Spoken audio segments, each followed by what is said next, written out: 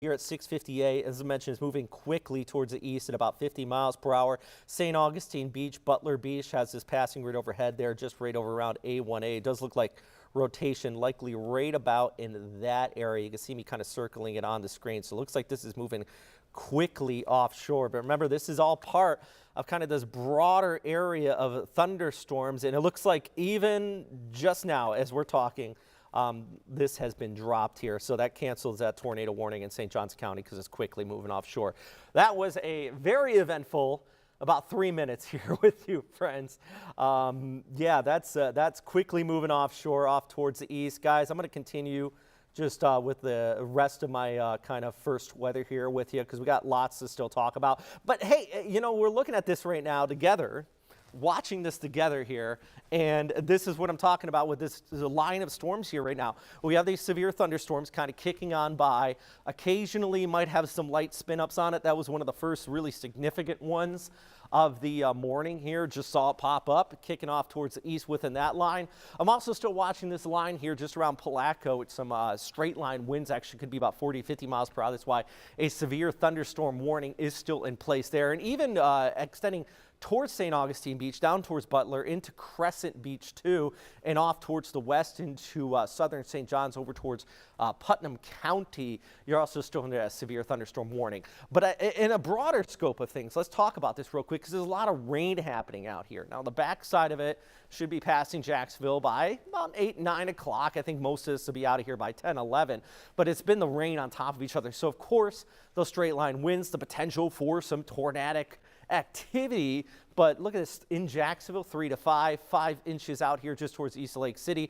We also had about 6 to 7 out there just in the parts of Columbia County. So it is this training effect, one round of storms after another, definitely making for a slow go if you're going to be heading out this morning. Hopefully you're staying in, especially if you are under one of those severe weather warnings. It doesn't have to be that short-lived tornado warning, but the severe thunderstorm warnings that we have been seeing out here. Things are going to dry out tonight, though. Get cold tomorrow morning, and I'm talking wind chill into the 20s before we start to see a bit of a wintry mix Tuesday night into Wednesday morning. So, of course, we're going to talk more about this coming up in just a bit here, Rich. But I'll be honest, that right there live on air, that's why you got to love live TV. That popped up, and good job upstairs kind of getting over to that. Thankfully short-lived here, Rich. Yeah, Robert, live TV, there's nothing quite like it. I do want to go back to some of the radar that you showed earlier. There looked like there was a really strong cell over Palatka right now, and you said this is moving west to east. We just saw that tornado warning pop up very suddenly during the first weather and then expire within 3 to 4 minutes or so after it came up. In your opinion, what's the likelihood of possibility of more potential tornado warnings, at least over the next hour or so, as the storm makes its way through the first coast, and specifically that one over Palatka as it goes into St. Johns County? Yeah, and I think if there is any chance of another tornado warning out here, it would be this one here.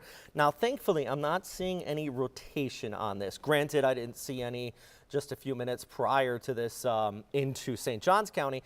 But there is a couple spots here. For example, just towards, looks like south of Willaca, or just east of Willaca, you got kind of one spot right in here, but this is probably outflow from this storm.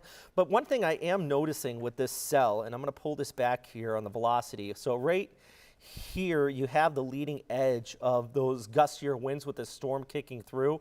Watch as this pushes off towards the east here over the next few hours. It's moving out in the next few hours, I should say next few minutes, because it is moving towards the east at about 50 miles per hour. So places like Marineland could get this in about 10 to 15 minutes with some fairly gusty winds. So even if we don't have a tornado spinning up in here, Rich, there is that potential for some damaging winds. So something to want to watch out for as this moves off towards the east. And Robert, real quickly before we head to a commercial break, something like this seems very common in the summertime, but here we are in the winter. It seems strange for this time of year, this strong of a storm. In your opinion, is that sort of an outlier here? January, we do get some of these storms that dip down, but they're more these frontal type setups versus the afternoon pop-up stuff that you see during the summer. So not uncommon, but one thing I want to note though, this is the leading edge of that cold air mass.